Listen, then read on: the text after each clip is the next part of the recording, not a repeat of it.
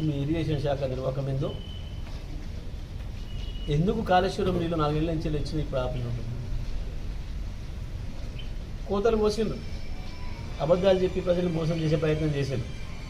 కాళేశ్వరం నీళ్ళు రాలేదు, ఒక చుక్క కూడా, మొత్తం ఎస్ఆర్ఎస్పీ నీళ్ళే మేము దోమిందే, మేము తెచ్చిన ఎస్ఆర్ఎస్పీని మాట్లాడింది.